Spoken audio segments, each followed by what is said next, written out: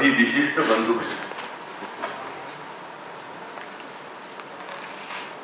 उद्घाटन सत्र में मुख्य उद्देश्य अपने सामने स्पष्ट हो चुका है और उससे पहले भी ये आयोजन क्यों किया जा रहा है ये जब बताया गया तो उसमें भी काफी स्पष्टता हो गई। ये विषय इतना बड़ा है कि 2 दिन में व्यवस्थित विचार विमर्श होना संभव ही नहीं। इसलिए आयोजकों ने कुछ विषयों का चयन करते हुए एक सत्र उनमें रहेंगे इस प्रकार का निर्धारण किया है। जैसे अभी नारी का भारतीय परंपरा में स्थान, इस विषय पर हम थोड़ा विचार करने वाले हैं। मैं आगे के सत्रों के भी विषय बता देता हूं तो सुविधा रहेगी। न्याय व शासन की भारतीय दृष्टि एवं पद्धति, इस पर एक सत्र लगेगा। आधुनिक शिक्षा और भारत, इस पर एक सत्र लगेगा। शोध व अनुसंधान की भारतीय दृष्टि एवं पद्धति, यह एक सत्र का विषय रहने वाला है। तकनीकी और विज्ञान में भारत की दृष्टि, यह भी एक सत्र का विषय है। समकालीन साहित्य में भारत बोध, एक सत्र में यह विषय है। और जो समापन सत्र है उसमें अर्थशास्त्र में स्व की अभिव्यक्ति। हम देख रहे हैं अलग अलग प्रकार के विषय है, लेकिन निश्चित है कि विषय का एक पहलू उसमें आ रहा है, संबंधित सारी बातें नहीं आ पाएंगी। तो कुछ हम जो श्रोता लोग हैं, हम लोगों को भी कुछ निजी अध्ययन करना पड़ेगा। उसका कारण ऐसा है कि जैसे प्रास्ताविक में बताया गया था और बाद के उद्बोधन में भी वह विषय आया है कि भारत को जानो, उसके अंतर्गत है भारत बोध, यानी भारत को जानना, सब प्रकार से जानना है। इसलिए विज्ञान के संबंध में, अर्थशास्त्र के संबंध में, महिलाओं का योगदान इत्यादि सारे विषय इसमें हम ले रहे हैं, लेकिन यह पर्याप्त नहीं। एक सूतोवाच के रूप में हमारे सामने विषय आएंगे। अपेक्षा ये रहेगी कि हम लोगों के माध्यम से यह विषय ज्यादा से ज्यादा लोगों तक पहुंचाने में हमारी निजी कुछ न कुछ भूमिका, अन्य लोगों की भूमिका तो रहने वाली, लेकिन आए हुए प्रत्येक व्यक्ति की निजी कोई न कोई भूमिका रहे। यह भारत बोध जो हम इन 2 दिनों में काफी नई जानकारी, कुछ बातें हम जानते होंगे, कुछ बातों की नई जानकारियां हमारे सामने आएंगी। अपने तक सीमित रखना साधारणतः यह ठीक नहीं होता, खास करके जो अच्छे विचार, तो अच्छे विचार जहां मिल रहे हैं वहां जाना, इसलिए हम लोग यहाँ आए। 2 दिन का समय लेकर के आए, सबकी अपनी अपनी दिक्कतें होते हुए भी हम लोग आए कि यहां हमको कुछ नई जानकारियां मिलेगी। वो जानकारियां प्राप्त करना ये आधा काम, बचा हुआ आधा काम है हमारे माध्यम से यह जानकारियां ज्यादा से ज्यादा लोगों तक पहुंचे, उसमें अपनी कुछ भूमिका, कुछ बोलने वाली भूमिका हो सकती है, कुछ लिखने वाली भूमिका हो सकती है। आजकल लिखने वाली भूमिका के तो कई प्रकार हो गए। सोशल मीडिया में अलग ढंग से लिखा जाता है, मैगजीन के लिए अलग ढंग से लिखा जाता है, समाचार पत्रों के लिए अलग ढंग से लिखा जाता है। सोशल मीडिया में भी अनेक प्रकार हैं।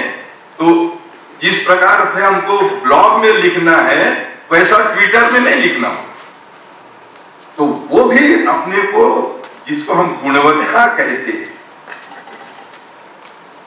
तो लिखना हो या बोलने का भी, सुनने वालों का कैसा स्तर है, कितना स्तर है, इसके आधार पर बोलेंगे या जितना मैं जान रहा हूं सब उड़ेल दूंगी या उड़ेल दूंगा, सोचना पड़ता।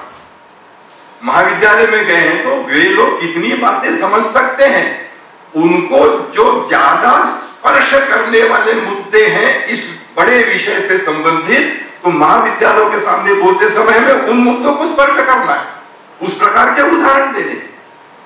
एक जैसा भाषण सब जगह नहीं देना। तो यह भी जो एक कला रहती है, लिखना भी कला है, बोलना भी कला है।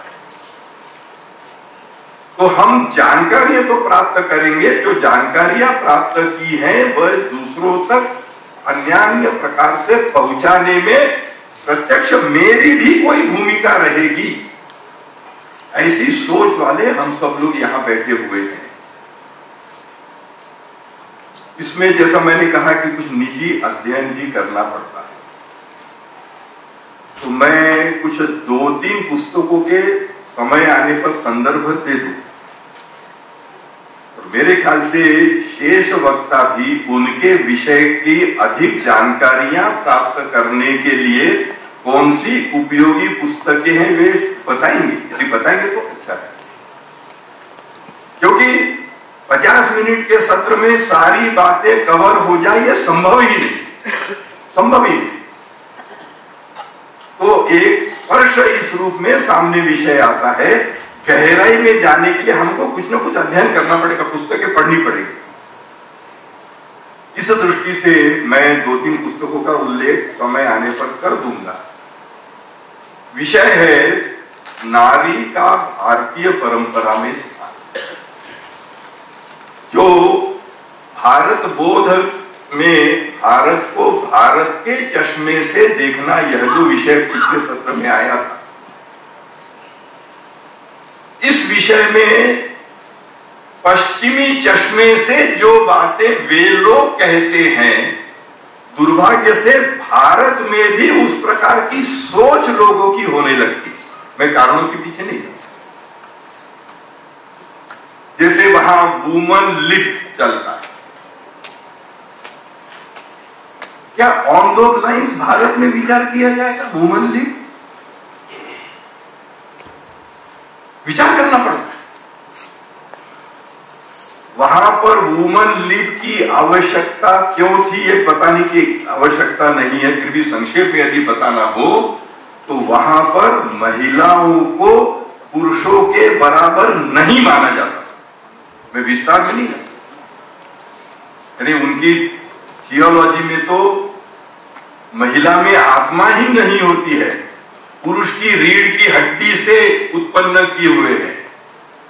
ऐसी जिनकी सोच है उनमें फिर पुरुष और महिला समान माने जाने चाहिए, यह कहने की आवश्यकता थी, इसलिए पश्चिम में वुमन लिप वाली बात है। भारत का ऐसा है,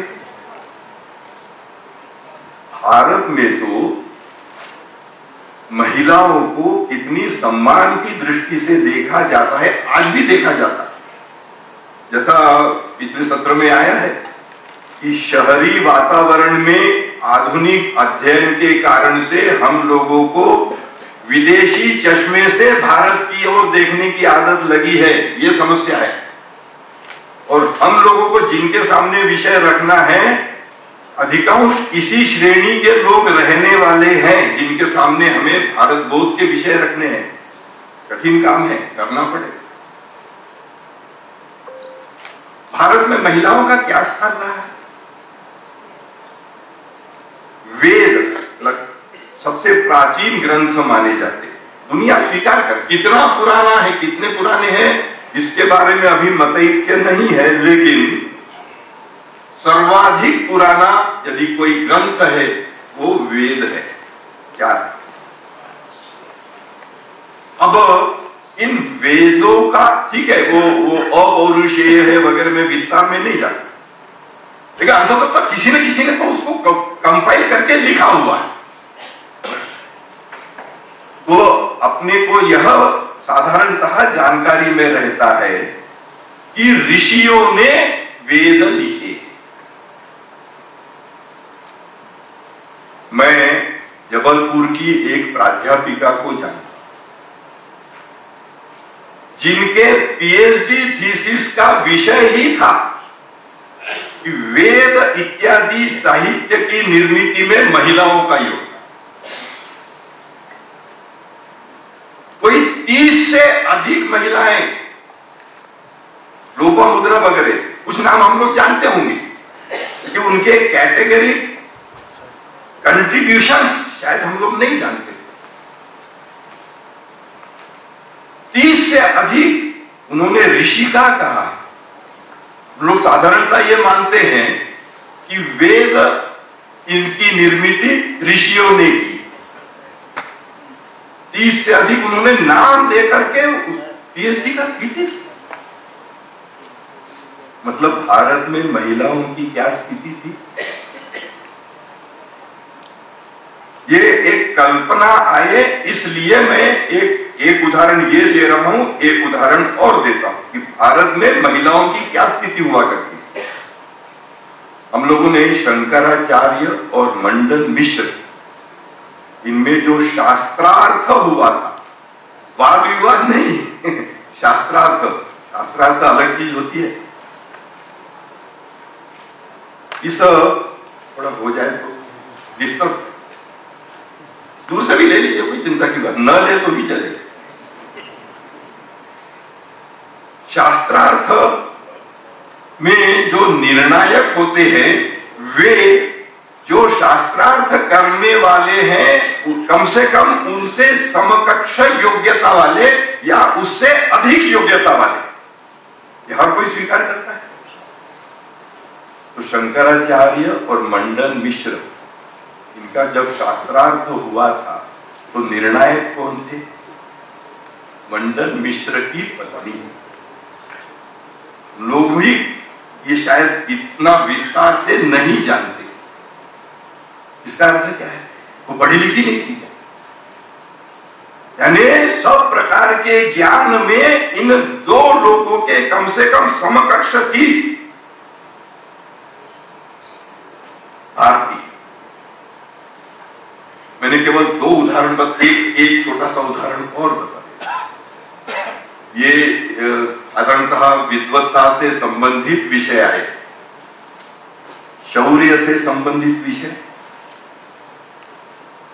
हम लोग रामायण में ये तो जानते हैं कि कैकेयी को वर मिले। क्यों मिले थे? क्योंकि युद्ध के दौरान जब दशरथ विपरीत परिस्थिति में फंस गया था, उस विपरीत परिस्थिति से कैकेयी ने उनको निकाला। मतलब शी वाज एसोसिएटेड विद युद्ध। ऐसे जो संकेत मिलते हैं, उससे हमें ध्यान में आता है कि भारत में महिलाओं की क्या स्थिति हुआ करती थी। यहाँ वो वुमन लीग, समानता वगैरह, उसका कोई इनफैक्ट भारत में समानता वाला विषय नहीं है। भारत में तो यह माना गया है,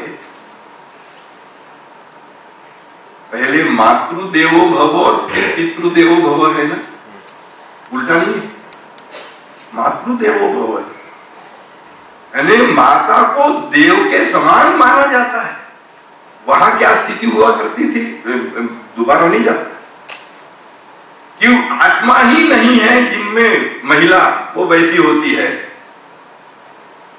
हम लोगों को आश्चर्य होगा, आज जो तथाकथित प्रगतिशील देश माने जाते हैं, उनमें महिलाओं को वोटिंग राइट्स कब मिले? हिसाब लगा के देखें। अभी नहीं, बाद में कभी हम लोग, आजकल इंटरनेट पर ये बातों की जानकारी मिल जाए, हम लोग का मालूम करें। अमेरिका में वोटिंग राइट्स कब मिले हैं महिलाओं को? अलग अलग जगहों पर, किसी जगह इस साल इस साल, किसी का उस साल, सारे अमेरिका की महिलाओं को वोटिंग राइट्स 1920 में मिले। अमेरिका कब बना है?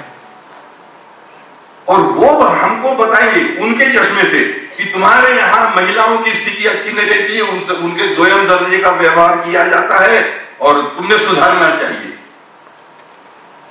जिनके यहाँ वोटिंग राइट्स के लिए महिलाओं को संघर्ष करना पड़ा है, आंदोलन करने पड़े, तब जाकर के मिले हैं। और ये केवल अमेरिका का है क्या? यूरोप के देश देखिए, पता लगा लीजिए, राइट फ्रॉम डे वन महिलाओं को वोटिंग राइट्स नहीं थे, इलेक्शन होते थे। ब्रिटेन में कब मिला वोटिंग राइट, फ्रांस में कब मिला, पता लगाइए। अब ये जानकारियां अधिकांश लोगों को नहीं होती। भारत में महिलाओं को वोटिंग राइट्स के लिए संघर्ष करना पड़ा है, राइट। और जब से वोटिंग शुरू हुआ, राइट फ्रॉम डे वन महिला वोट कर सकती है। ये भारत की स्थिति। अमेरिका का ऐसा है क्या? इंग्लैंड का ऐसा है क्या? फ्रांस का ऐसा है क्या? नहीं है। और वे कहते तुम्हारे यहां महिलाओं की स्थिति खराब है, हम मानने लगते हैं। और इसलिए वहां वो समानता का विषय है, जो जितने अधिकार पुरुष को है उतने अधिकार महिला को होने चाहिए, समानता। अपने यहां समानता है कि परस्पर पूरकता है? बातों में अंतर है, वो समझना पड़ेगा। जब समानता कहते हैं तो कहीं ना कहीं उनमें संघर्ष है, टकराव है, लेकिन समान है, यह भाव उसमें से निकलता है, हम चाहें या न चाहें। परस्पर पूरकता क्या होता है? समान नहीं है, लेकिन इनका कुछ काम है, उनका कुछ काम है, दोनों मिलकर एक दूसरे की पूर्णता करते हैं। तो परस्पर पूरकता होनी चाहिए कि समानता होनी चाहिए? तो ऐसा ये जो भारत में महिला विषयक जो भारत की दृष्टि है, यह हमको समझना पड़ता है। इस दृष्टि से what is the status today, क्योंकि जब तक उसको आज पर नहीं लाएंगे वो थ्योरेटिकल विषय हो जाए। लंबे संघर्ष के काल के कारण भारत में महिलाओं पर जो कुछ प्रतिबंध लगे हैं, उसके उस समय के कुछ कारण थे। और जैसे जैसे वे परिस्थितियां बदलती गई, उनमें सुधार होता गया। जहां सुधार नहीं हुआ, वहां पर सुधारक भारत में जन्मे, महिला भी और पुरुष। जैसे अन्य अन्य कारणों से बीच के कालखंड, मैं संघर्ष का काल कह रहा हूं, गुलामी का काल नहीं कह रहा। हमने शब्दों के प्रयोग में सतर्क रहना चाहिए, खास करके जो प्रबुद्ध लोग रहते हैं, हम आप जैसे, जिनका दायित्व है कि दूसरों को नए विचार देना, वे भी गलत शब्दों का प्रयोग करेंगे। यदि मैंने कहा हमारा जो लगभग 1000 वर्ष का गुलामी का काल है, कौन सा भाव मन में आएगा? कोई भी आता है हमको गुलाम। उल्टे जब हम कहेंगे, विस्तार से उसका डिस्क्राइब करने की आवश्यकता नहीं है, लेकिन शब्द यदि हमारा सही है, 1000 वर्ष का संघर्ष का, तो संघर्ष का काल कहते ही जो नई पीढ़ी के लोग सुनेंगे, उनमें निराशा का भाव आएगा क्या? यदि गुलामी का काल कहा तो अनजाने में निराशा का भाव उनके मन में आएगा, कोई भी आता हमको गुलाम बना देते। ऐसी छोटी छोटी बातें रहती है, शब्दों में बड़ा महत्व रहता है, इसलिए शब्दों का चयन बारीकी से करना चाहिए, सोच समझ करके करना चाहिए। अब अन्य कारणों से संघर्ष का काल का मैंने बताया, तो जिस प्रकार की महिलाओं की स्थिति रहती है, उस पर कुछ प्रतिबंध लगाए गए, अन्यथा दिक्कत क्या होती, उठाकर ले जाते, सुरक्षित रखना पड़ता, घूंघट में रखना पड़ता, घर के बाहर मत जाओ, अध्ययन करना है तो पाठशाला के जाना पड़ेगा, परेशानी हो सकती है, मत जाओ। तो धीरे धीरे महिलाओं में शिक्षा नहीं हो सकती, इस प्रकार की बात अपने यहां भी आई, लेकिन बदला कि नहीं बदला? परिस्थितियां थी तब वैसा था, अब वो परिस्थितियां नहीं है। तो अपने यहाँ पर सावित्रीबाई फुले जैसे कितनी महिलाएं हुई हैं कि जिन्होंने सब प्रकार के कष्ट सहते हुए समाज का विरोध सहन करते हुए, देखिए शत्रु का विरोध करना तुलनात्मक रूप से सरल होता है, अपने ही समाज का विरोध सहन करना बहुत कठिन होता है। मैंने सावित्रीबाई का उदाहरण लिया है, मैं यानी इस सीमा तक जाकर के जो उद्देश्य बनाया था कि बालिकाओं को भी शिक्षित किया जाना चाहिए, उस समय पर वो वातावरण नहीं था, कारणों के पीछे नहीं जा रहे, वातावरण था कि बालिकाओं को शिक्षा नहीं दी जा सकती। ये इनके पतिदेव ज्योतिबा द्वारा चलाया हुआ विद्यालय उसमें जाकर पढ़ाती थी। उनके जीवन चरित्र पढ़ेंगे तो अपने को ध्यान में आएगा, यानी इस प्रकार के काम हमें उस प्रकार की परिस्थितियों का सामना नहीं करना है, लेकिन जिन्होंने उन परिस्थितियों का सामना करते हुए समाज में परिवर्तन किए हैं उनका एकाध दो उदाहरण तो जानना है। ये जब पढ़ाने के लिए जाती थी तो महिला है, इस कारण से सीधे शारीरिक संघर्ष तो उनसे नहीं कर पाते थे जो उस सोच वाले समाज के लोग थे, गलत लोग थे लेकिन थे, तो वे उनके जीवन चरित्र में आता है कि वे गोबर फेंकते थे, कीचड़ फेंकते थे। इनकी साड़ी जो पहनी हुई रहती थी गोबर और कीचड़ से लदी हो जाती थी। तो इनके पति फुले जी ने कहा तुम एक थैली में साड़ी ले जाया करो, जहां पढ़ाने जाती हो वहां जाकर के जो गोबर कीचड़ लगी हुई साड़ी है उसको बदल करके फ्रेश साड़ी, अच्छी साड़ी पहन देना, बालिकाओं को पढ़ाना और वापस आते समय फिर से पुरानी साड़ी पहन करके आना। कितना कठिन काम है। तो ऐसे जो सुधार करने होते हैं वो सुधार करने वालों को कितने और अपने समाज के लोगों का विरोध सहना पड़ता है। जैसे मैंने पहले भी कहा, शत्रु का विरोध सहन करना तुलनात्मक रूप से सरल है, अपने लोगों का विरोध सहन करना बहुत कठिन होता है और अपने परिवार के लोगों का विरोध सहना तो और भी कठिन होता है। ज्योतिबा को उनके पिताजी ने घर से निष्कासित कर दिया था क्योंकि तुम इस प्रकार के काम में लगे हुए हो। जिस पिताजी को बहुत मानने वाले थे उन्होंने घर से निष्कासित कर दिया, निष्कासन स्वीकार किया, लेकिन जो लक्ष्य अपने सामने रखा था उससे विचलित नहीं हुए। कितनी बड़ी बात है। तो ऐसे इस तरह की बातें हमको आज नहीं करनी है, लेकिन इस प्रकार के उदाहरण बताएंगे कि नहीं बताएंगे कि भारत में महिलाओं की क्या स्थिति हुआ करती थी, कैसे कैसे महिलाएं हुआ करती थी। बीच के काल में जो भी हुआ है आज फिर से वो स्थिति आनी चाहिए और फिर से भारत उभार पर है। तो सब प्रकार के, केवल ज्ञान का क्षेत्र ही नहीं, सब प्रकार के क्षेत्रों में भारत में महिलाओं की जो स्थिति, अब भारत का पुनरुत्थान करना है। आखिर भारत को जानो, ये क्यों करना है?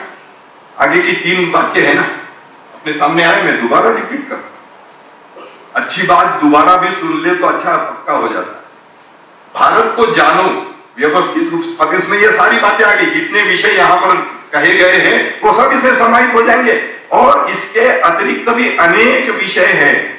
जो विषय है उस विषय में भी कुछ बड़ा सा हिस्सा छोड़ दिया गया है।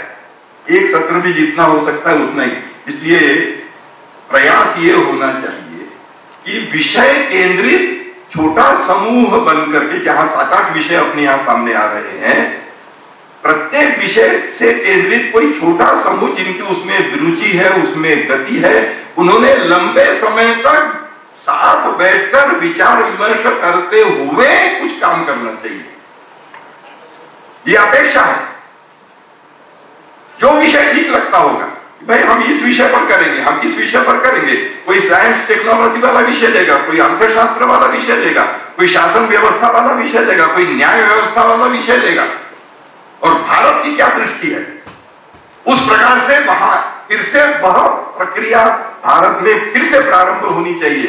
शिक्षा में वो प्रक्रिया कुछ वर्ष पहले नई एजुकेशन पॉलिसी के अंतर्गत प्रारंभ हुआ है। अंतिम परिणति नहीं है, उसमें और भी चीजें जोड़नी पड़ेगी, सुधार करना पड़ेगा, लेकिन कौन करेगा? हम जैसे लोगों को इसमें कंट्रीब्यूट करना पड़ेगा। This is the kind of contribution that we can make and we should make. तो महिलाओं के स्थिति के संबंध में ये जो बात कही जाती है कि वुमन लिव, महिला मुक्ति, ये भारत की दृष्टि नहीं है। तो भारत की जो दृष्टि है परस्पर पूरकता, उस परस्पर पूरकता में महिलाओं का जो आज स्थिति है, आज योगदान है, वह कैसे बढ़ेगा।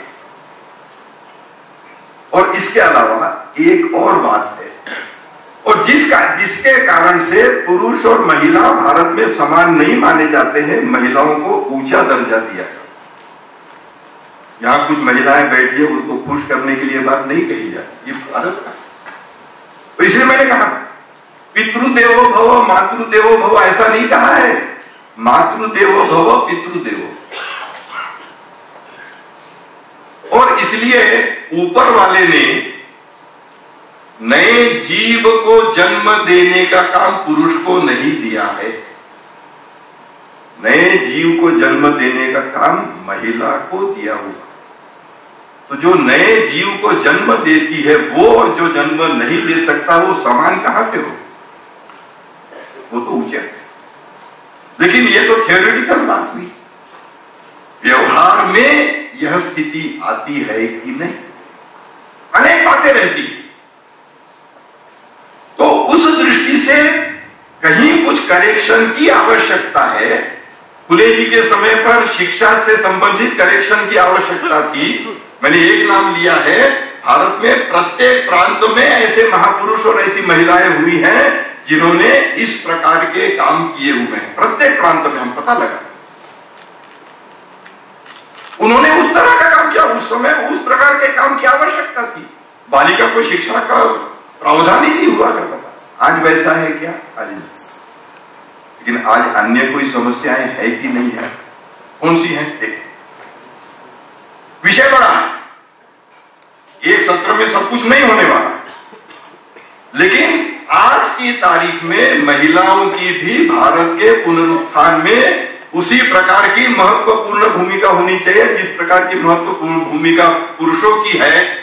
इसके मार्ग में आज जो जो बाधाएं होंगी उनको हम ही लोग तो दूर करेंगे ना। उनके समय जो बाधा थी, उन्होंने उस प्रकार के वातावरण को सहते हुए वो काम किया हुआ है। हमें उतना अधिक कष्ट सहन करने की आवश्यकता नहीं रहने वाली है। तुलनात्मक रूप से हमारे लिए इस दिशा में कुछ करना ये सरल है, हालांकि वो सरल भी काफी कठिन है, लेकिन तुलनात्मक रूप से सरल है। तो इस प्रकार के काम में, क्योंकि मेरे पास एक विषय से मैंने इस विषय का बताया, ऐसे प्रत्येक विषय में हम क्या कर सकते हैं, ये जो उस विषय से संबंधित भारत बोध जानने के बाद, now what I can do, ये कर रहा है, वो कर रहा है, उसने क्यों नहीं किया, उसने क्यों नहीं किया, ये सबसे सरल होता है। मैं क्या कर सकता हूं, मैं क्या कर सकती हूं, मैं कर रहा हूं कि नहीं मैं कर रही हूं। हम दुनिया को धोखा दे सकते, अपने आप को धोखा नहीं दे। हमें पूर्ण समाधान होना चाहिए कि मेरी जितनी क्षमता है उतनी क्षमता के अनुसार मैं यह काम कर रहा हूं, कर रही हूं। ये मैंने बता, अपने आप को धोखा नहीं दे सकते। दुनिया को बता सकते हैं इसलिए नहीं किया, इसलिए नहीं किया, दिस इज द कंडीशन, ये सिचुएशन, दिस इज सिनेरियो, दुनिया को सब समझा सकते, अपने आप को नहीं दे। तो केवल महिला से संबंधित विषय नहीं, सारे विषयों में हम क्या कर सकते हैं, पहले तो मैं क्या कर सकता हूं, कर सकती हूं, और फिर हमारे जैसी सोच वाले अपने गांव में तो प्रज्ञा प्रवाह के माध्यम से, is not the only way but one of the way, कि ऐसे समान सोच वाले, समान योग्यता वाले लोग एक नियमित अंतराल पर इकट्ठा आते हैं, विचार विमर्श करते हैं, संबंधित पुस्तकों का अध्ययन करते हैं, चर्चा करते हैं, उसमें से कुछ आउटपुट निकालते हैं। तो ऐसे जितने विषय हैं जो यहाँ 2 दिनों में कवर होने वाले हैं, और जो विषय कवर नहीं हो रहे हैं उनका भी हम कुछ ही कर सकते हो। आपको ध्यान में आ गया होगा बहुत सारे विषय जो इसमें समाहित नहीं हुए। तो ऐसे विषयों को लेकर के यदि हम व्यक्तिगत स्तर पर कुछ कर सकते हो वो एक अपेक्षा है, लेकिन महिलाओं के लिए एक जो बात है वो प्रत्यक्ष राज चलाना, राजनीति में भाग लेना, युद्ध कला में भाग लेना। तो रानी लक्ष्मीबाई जैसे, रानी दुर्गावती, अवंतीबाई जैसे कुछ लोग हो सकते, सारी महिलाएं वैसी नहीं हो सकती। लेकिन प्रत्येक महिला जो कर सकती है, करना चाहिए, वो है नई पीढ़ी को संस्कार दे। जिस भी परिस्थिति में होंगे और अपने परिवार की महिलाओं से सिलसिला शुरू करते हुए साधारणतः समाज सुधार, समाज के लिए काम, यानी ये दूसरों ने करना चाहिए, इसने करना चाहिए, उसने करना चाहिए, साधारणतः यह सोच रही थी। सोच यह होनी चाहिए कि मैं क्या कर सकता हूं, कर सकती हूं, और फिर मेरे जैसे सोच के जितने लोग हैं वे मिलकर के हम क्या कर सकते हैं, कर सकते। ये यदि सोचते हैं तो ये जो प्रत्येक परिवार की महिला के द्वारा वे नौकरी कर रही होंगी, व्यवसाय कर रही होंगी, कुछ भी कर रहे होंगे या कुछ नहीं कर रहे होंगे, दोनों स्थितियों में प्रत्येक महिला जो मां बनती है तो बच्चे को संस्कार देना, सत्संस्कार, भारत बोध जिसमें से उसका प्रज्वलित हो, ऐसे संस्कार। और उस आयु में यदि किसी बालक बालिका को सही संस्कार मिल जाते हैं भारत बोध के संदर्भ में, मुझे बताने की आवश्यकता नहीं कि उस आयु में जो बातें यहां पहुंच जाती है वो जीवन भर याद रहती है और जीवन भर उनका प्रभाव रहता है व्यक्ति के व्यक्तित्व। तो यह नई पीढ़ी को इस प्रकार के भारत बोध से संबंधित, भारत की जो जो विशेषताएं अपने उद्घाटन भाषण में सारी बातें आ गई है, वे हमारी अगली पीढ़ी को उनको समझ में आए इस रूप में बताना, ये माँ के रूप में मेरा दायित्व है, और फिर बाद में पिता के रूप में पिता का दायित्व। पहला दायित्व माँ, पिता का भी है। ये अपने से शुरू करते हुए, और ये इस प्रकार के कामों में अन्य ज्यादा से ज्यादा लोग लग सकते हैं क्या? तो मेरे माध्यम से 8 लोग इस प्रकार का काम करने लगे, ये मेरे लिए समाधान की बात है। मेरे माध्यम से 25 लोग इस प्रकार का काम करने लगे, मुझे और अधिक समाधान मिले। तो मैं कर रहा हूं, कर रही हूं, और मेरे माध्यम से कुछ अन्य लोग भी इस दिशा में कुछ न कुछ करना प्रारंभ किए हैं। ऐसा समाधान हम में से प्रत्येक को मिलना है। बहुत ज्यादा बोलने की आवश्यकता नहीं है। सत्र में विलंब भी हुआ है, अन्य अन्य कारणों से हुआ है, जो वैलिड रीजन से, उनके कारण से विलंब हुआ है। इसलिए ज्यादा न बोलते हुए एक बेसिक चीज आपके सामने रखती है, तो मेरे ख्याल से कुछ प्रश्न इत्यादि वगैरह जैसी भी पद्धति अपनी होगी वो अपन कर लेंगे। जो संचालक महोदय है वे अब संचालन अपने हाथ में ले सकते हैं। मेरी ओर से कहने का बात समाप्त हो गया। प्रश्नोत्तर वाला जैसा आप कहेंगे वैसा होगा, समय जितना है उसके आधार पर अपन कर सकते हैं।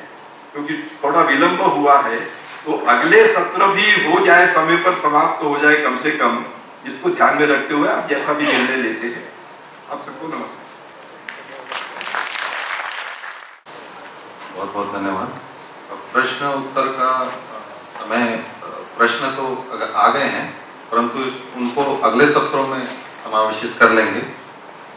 थोड़ा सा सत्र विलंब चल रहा है तो भोजन का समय और आगे के सत्रों का समय निश्चित है, तो समय का है, इसका भी हम ध्यान में रखेंगे। मैं बहुत बहुत धन्यवाद करता हूँ। आपने नारी का भारतीय परंपरा में स्थान इस विषय पे हमें पाठ्य दिया। विषय में अध्ययन की आवश्यकता है, अपेक्षा है, ऐसा भी आपने हमसे कहा। मैं क्या कर सकता हूँ? आज के आधुनिक चलन में आधुनिक स्त्रियों को कैसे इस विषय के बारे में बताएं? पहला प्रश्न है। क्या आधुनिक युग में, आधुनिक चलन में आधुनिक स्त्रियों को कैसे इस विषय के बारे में बताएं? ठीक है। दूसरा प्रश्न है, विश्व गुरु बनने में महिलाओं की क्या भूमिका होनी चाहिए?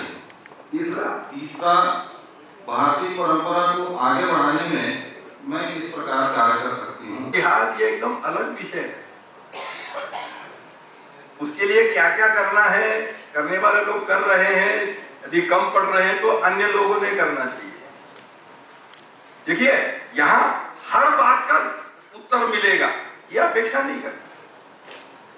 ये महिलाओं का किस प्रकार से योगदान पहले हुआ करता था और आज कैसा योगदान हो सकता है, उस योगदान में लव जिहाद यदि बाधा है तो जैसे उस समय की उन बाधाओं को दूर किया था, आज की इस बाधा को कैसे दूर करना, हम लोगों को उस प्रकार के लोगों को विचार साथ बैठ करके विचार विमर्श करके उस प्रकार की कृति प्रारंभ करनी पड़ेगी। दूसरा क्या प्रश्न था? भारतीय नारी और उसकी भूमिका, आर्य समाजी लेखक गुरुदत्त, उनकी आज प्रासंगिकता। ये पुस्तक मैंने पढ़ी हुई नहीं है, मैं बता नहीं सकता। यदि आपको ऐसा लगता है कि बड़ी महत्वपूर्ण पुस्तक है तो अन्य लोगों को बता सकते हैं, और उस पुस्तक में से जो बातें प्रत्यक्ष आज करने लायक हैं उनका किसी ने अध्ययन करते हुए यदि उसके जो विशिष्ट बिंदु रहते हैं, टेक एक्शन, इस प्रकार के बिंदु यदि कोई बना सकते होंगे उस पुस्तक के आधार पे तो बनाए जा सकते हैं। 3 पुस्तकें बनाइए तो 3 सिलेबस की 3 पुस्तकें हो गई, चौथी पुस्तक नहीं हो सकती, ऐसा उसका अर्थ है ही नहीं। इस विषय से संबंधित जो जो अच्छा साहित्य है उसको पढ़ना चाहिए। निवेदन ये है कि केवल पढ़कर और फिर काम समाप्त हो गया ऐसा न सोचते हुए उसमें से जो बातें निकल रही है करने की, वैसा करने वाले लोग ज्यादा से ज्यादा हो, इसका आग्रह है। लेकिन वैसी प्रेरणा जिन पुस्तकों से मिलती है वे पुस्तकें अवश्य पढ़नी चाहिए। मैंने ये पुस्तक पढ़ी नहीं है इसलिए मैं बता नहीं सकता, लेकिन ऐसा लगता होगा कि ये उपयोगी पुस्तक है तो जरूर पढ़ना चाहिए और अन्य लोगों ने भी पढ़ने के लिए उनको बताया जाए। 3 प्रश्न हैं, तीनों एक साथ पढ़ता हूँ, विषय एक साथ ही आ जाएगा। आज के आधुनिक चलन में आधुनिक स्त्रियों को कैसे इस विषय के बारे में बताएं? पहला प्रश्न है। क्या आधुनिक युग में, आधुनिक चलन में आधुनिक स्त्रियों को कैसे इस विषय के बारे में बताएं? ठीक है। दूसरा प्रश्न है, विश्व गुरु बनने में महिलाओं की क्या भूमिका होनी चाहिए? तीसरा, भारतीय परंपरा को आगे बढ़ाने में मैं किस प्रकार कार्य कर सकती हूँ? ये मैंने तो कहा था ये खुद को सोचने का विषय है। यहाँ से कोई बताएगा और फिर करेंगे, ये तरीका होता है। और दूसरा, खुद सोच करके मैं क्या कर सकती हूँ, मैं क्या कर सकता हूँ, उतना करना प्रारंभ करेंगे। अपने से शुरू करने का यही अर्थ होता है। किसी ने बताया तब किया, किसी ने नहीं बताया तो कुछ नहीं करेंगे। ऐसा होना चाहिए क्या? ऐसा नहीं होना चाहिए। जो परिस्थिति हमको दिख रही है, एक परिस्थिति सब जगहों पर नहीं रहेगी। लव जिहाद वाली परिस्थिति प्रत्येक शहर में नहीं रहने वाली। कुछ विशिष्ट शहर रहेंगे जहां पर वो ज्यादा रहेगी, वहां के लोगों ने ज्यादा उसका विचार करना है। अब आधुनिक महिलाओं को, आधुनिक काल की महिलाओं को ये विषय कैसे समझाना, ये यहाँ से बताने का विषय नहीं है। उस प्रकार का काम जो कर सकते हैं, जिनके पास उस प्रकार के लोग हैं, वे लोग बैठ करके विचार विमर्श करें कि इनके सामने विषय केवल महिलाएं क्यों, युवाओं के लिए क्यों नहीं। ये सारे विषय ये आज की समस्याएं हैं। अब इन समस्याओं का जैसा उन लोगों ने उस समय पर उत्तर खोजा, यहाँ अलग अलग स्थान पर अलग अलग पॉइंट्स रहेंगे, अलग अलग समस्या रहेगी। एक ही समस्या सब जगह नहीं रहेगी। ये आधुनिक महिलाओं को कैसे बताना, ये समस्या ग्रामीण क्षेत्र के लिए नहीं रहने वाली है, शहरी क्षेत्र के लिए रहने वाली है। तो शहरी क्षेत्र में जो काम कर रहे हैं उन्होंने थोड़ा आपस में विचार विमर्श करते हुए जो भी लाइन ऑफ एक्शन निर्धारित होता है, उस लाइन ऑफ एक्शन में मैं भी कुछ करूंगा करूंगी, यह सोच होगी। सारी बातें बताई जाएंगी तब करेंगे, यह प्रवृत्ति न रखते हुए, कम से कम प्रबुद्ध लोगों की यह प्रवृत्ति नहीं होनी चाहिए। तो थोड़ा सा स्वयं भी सोच करके मैं क्या कर सकता हूं, यह समस्या है, मैं क्या कर सकता हूं, हम क्या कर सकते हैं, चलो लेट अस स्टार्ट। और हो सकता है कि एक आध कोई हमारा लाइन ऑफ एक्शन गलत होगा, सो व्हाट, बदल नहीं सकते हैं, गलतियां नहीं होती हैं। कोई बताएगा तब करेंगे, जब 100% श्योर हो जाएगा इससे हो नहीं वाला है तब करेंगे, नहीं तो रिस्क नहीं लेंगे। ऐसी सोच होनी चाहिए क्या? मुझे लगता है ऐसी सोच नहीं होनी। प्रामाणिकता से 4-6 लोगों ने मिलकर के तय किया कि ऐसा ऐसा करना चाहिए, करना शुरू कर दो। मान लीजिए वो गलत निर्णय हुआ, उसको बाद में बदल सकते हैं, सो व्हाट। सवाल है कि हमारा एक्शन शुरू होना चाहिए, और ये एक्शन मुख्य रूप से वैचारिक एक्शन है, इसको हम लोग ध्यान में रखें। जो फील्ड लेवल का एक्शन होता है, वे करने वाले लोग थोड़े अलग रहते हैं। हम जो वैचारिक एक्शन करने वाले लोग हैं, इसलिए फील्ड लेवल की प्रॉब्लम्स हम वैचारिक लोग मैं ही सॉल्व करूंगा करूंगी, ऐसी सोच रखने की भी आवश्यकता नहीं होती है। हाँ, उनको कुछ वैचारिक आपूर्ति करनी होगी। उदाहरण के लिए लव जिहाद का मामला आता है या कन्वर्शन का मामला आता है कि नहीं आता? तो अब लव जिहाद ये लोग कैसे सफल होते हैं, कौन से केसेस, ऐसी स्टडी कोई करे कि किस प्रकार के लोग इसमें इस जाल में फंस जाते हैं, लोग क्यों फंस जाते हैं, ये स्टडी करे, उसके निष्कर्ष निकाले, ये वैचारिक काम हुआ।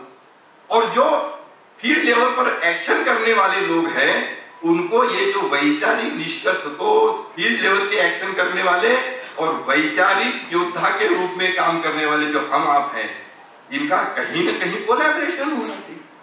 इन्होंने जो निष्कर्ष निकाले हैं, उनके आधार पर उनका जो एक्शन आज हो रहा है, उससे बेहतर एक्शन उनका हो सकता है। This is our contribution. प्रत्येक हम जाकर के करेंगे, यह सोच की आवश्यकता नहीं होती है, लेकिन इस प्रकार से करते हैं तो मुझे लगता है, और ये कोऑर्डिनेशन होता है कि वैचारिक कार्य करने वाले और फील्ड लेवल का कार्य करने वाले, इनमें भी कोऑर्डिनेशन जहां जहां होता है, वहां वहां अधिक पॉजिटिव रिजल्ट।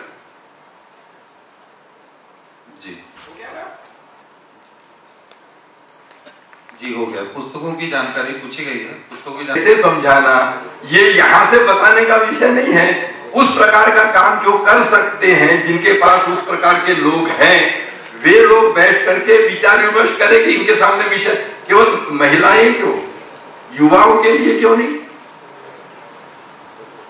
ये सारे विषय, ये आज की समस्याएं हैं। अब इन समस्याओं का जैसा उन लोगों ने उस समय पर उत्तर खोजा, यहाँ अलग अलग स्थान पर अलग अलग पॉइंट्स रहेंगे, अलग अलग समस्या रहेगी, एक ही समस्या सब जगह नहीं रहेगी। ये आधुनिक महिलाओं को कैसे बताना, ये समस्या ग्रामीण क्षेत्र के लिए नहीं रहने वाली है, शहरी क्षेत्र के लिए रहने वाली है। तो शहरी क्षेत्र में जो काम कर रहे हैं, उन्होंने थोड़ा आपस में विचार विमर्श करते हुए जो भी लाइन ऑफ एक्शन निर्धारित होता है, उस लाइन ऑफ एक्शन में मैं भी कुछ करूंगा करूंगी, यह सोच होगी। सारी बातें बताई जाएंगी तब करेंगे, यह प्रवृत्ति न रखते हुए, कम से कम प्रबुद्ध लोगों की यह प्रवृत्ति नहीं होनी चाहिए।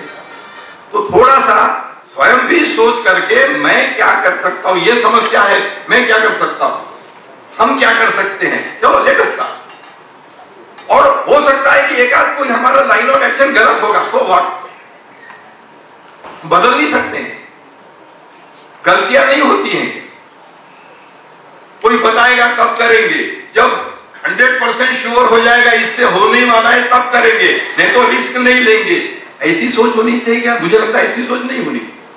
प्रामाणिकता से 4-6 लोगों ने मिलकर के तय किया कि ऐसा ऐसा करना चाहिए, करना शुरू कर दो। मान लीजिए वो गलत निर्णय हुआ, उसको बाद में बदल सकते हैं, सो व्हाट। सवाल है कि हमारा एक्शन शुरू होना चाहिए, और ये एक्शन मुख्य रूप से वैचारिक एक्शन है, इसको हम लोग ध्यान में रखें। जो फील्ड लेवल का एक्शन होता है वे करने वाले लोग थोड़े अलग रहते हैं। हम जो वैचारिक एक्शन करने वाले लोग हैं, इसलिए फील्ड लेवल की प्रॉब्लम्स हम वैचारिक लोग मैं ही सॉल्व करूंगी ऐसी सोच रखने की भी आवश्यकता नहीं होती है। हाँ, उनको कुछ वैचारिक आपूर्ति करनी होगी। उदाहरण के लिए लव जिहाद का मामला आता है या कन्वर्शन का मामला आता ही नहीं आता। तो लव जिहाद ये लोग कैसे सफल होते हैं, कौन से कैसे, ऐसी स्टडी कोई करे कि किस प्रकार के लोग इसमें इस जाल में फंस जाते हैं, लोग क्यों फंस जाते हैं, ये स्टडी करे, उसके निष्कर्ष निकाले, ये वैचारिक काम हुआ। और जो फील्ड लेवल पर एक्शन करने वाले लोग हैं उनको ये जो वैचारिक निष्कर्ष, तो फील्ड लेवल के एक्शन करने वाले और वैचारिक योद्धा के रूप में काम करने वाले जो हम आप हैं, इनका कहीं न कहीं कोलैबोरेशन होना चाहिए।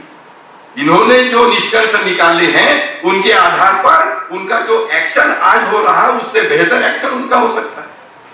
This is our contribution. प्रत्येक हम जाकर के करेंगे ये सोच की आवश्यकता नहीं होती है, लेकिन इस प्रकार से करते हैं तो मुझे लगता है, और ये कोऑर्डिनेशन होता है कि वैचारिक कार्य करने वाले और फील्ड लेवल का कार्य करने वाले, इनमें भी कोऑर्डिनेशन जहां जहां होता है वहां वहां अधिक पॉजिटिव रिजल्ट